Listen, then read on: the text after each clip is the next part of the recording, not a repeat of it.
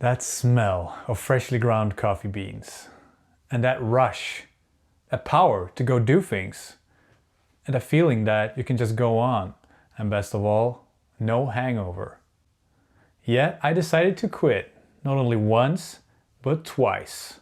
Stick around to find out why.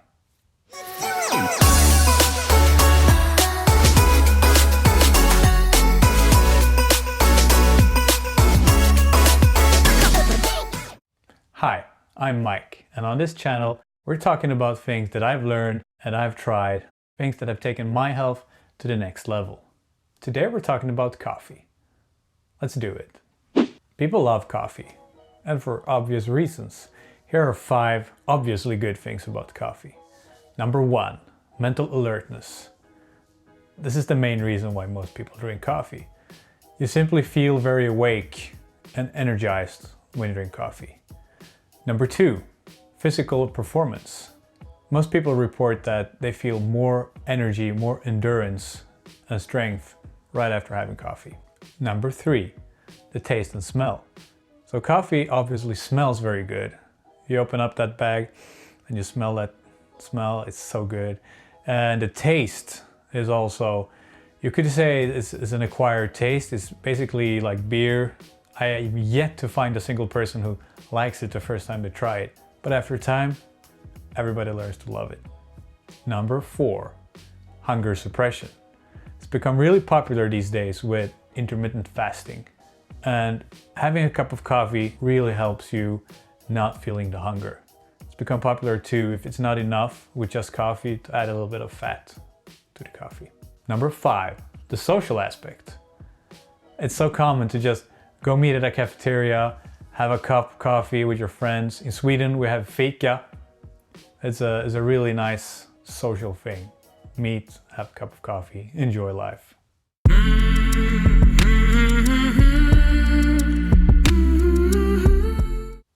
So these are obvious things, but there are actual studies showing you good effects of coffee. Here are 5 benefits shown by studies.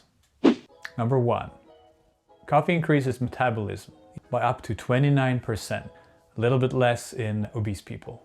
Number 2, reduces risk of diabetes by up to 25%. Number 3, reduces risk of cardiovascular disease. Number 4, reduces risk of liver disease. And number 5, it may help with cognitive diseases like Alzheimer's and Parkinson.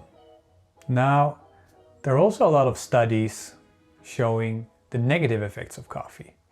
And here are 5 negative effects shown in studies. Number 1, coffee has been shown to increase blood glucose and decrease insulin sensitivity. Number 2, coffee has been shown to reduce fertility up to 27% in women. Number 3, there is an increased risk of heart attack, up to 36% for slow metabolizers. Number 4, increase in anxiety. Number 5, increased risk of miscarriage. So there seems to be a lot of conflicting studies out there.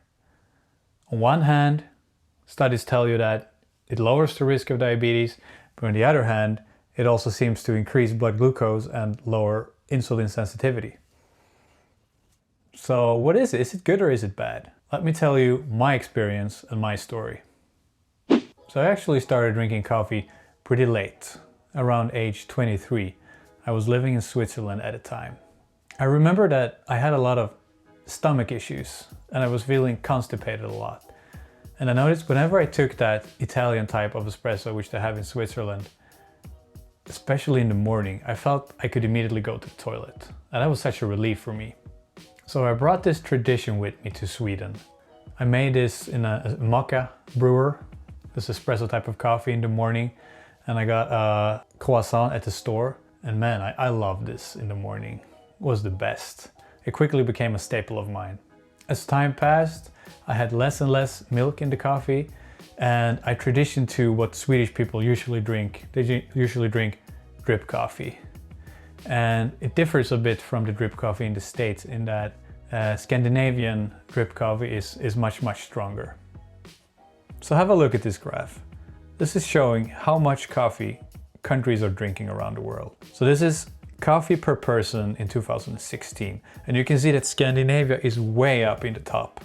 So you might think that Italians are drinking more coffee because they're having espressos after each meal. But the thing is that every culture is preparing coffee in their own way. And even though the coffee might be strong, it might be a very little amount. So for example, espressos are very small. So this graph is showing kilos per person, taking into account the amount of actual coffee you get into your body. Finns are way up there in the top. They drink 4 to 5 strong cups per person per day.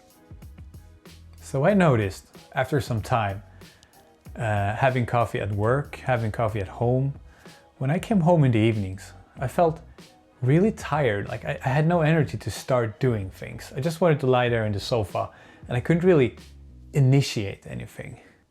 It felt like I had been using up all my energy during the day at work. I couldn't really start my day without my cup of coffee. And there was this stress, lingering tension in my body. I had a really hard time to really relax. I could do relaxing exercises, meditation, but my body really wouldn't let go. Something was holding it tense. So one morning, when I had my morning cup of coffee, I realized something.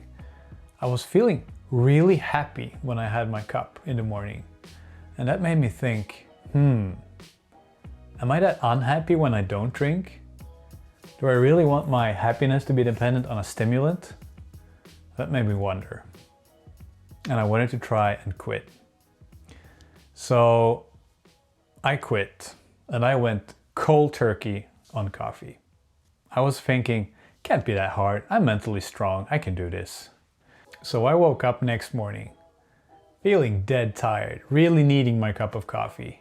And I didn't have it. That feeling of never waking up, that actually continued for 14 days. So I was a walking zombie.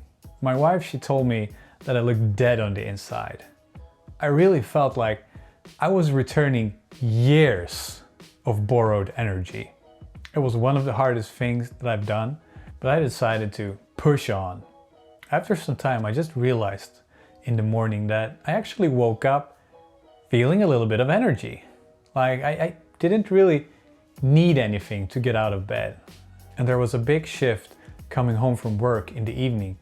I suddenly felt that I had energy to do things. I could actually start projects or start things, whereas earlier I just had to crash on the sofa. I also felt that my meditations were working better. I was calmer in my body. I felt that stress that was holding on so tight was starting to let go. So after some time, I noticed that my eyes started to clear up. I used to have really dark circles around my eyes. I just noticed that it was starting to fade. And I noticed a big shift in my mood. So from going to tired and unhappy to more happy and starting to feel pretty good all day long, actually. So I had this really cool experience. A friend of mine was having his bachelor party and we were 12 guys. We played a lot of paintball. We had this zorbing, you know, this big rubber ball, and you just bump into each other. It's so much fun. And after half the day, I noticed that everybody were feeling so tired and wasted. And I was feeling pretty good. I mean, we all had alcohol, but I was the only one not being so tired. And then it dawned on me, we hadn't had coffee. Like, we forgot about that part because we'd been in activities the whole day.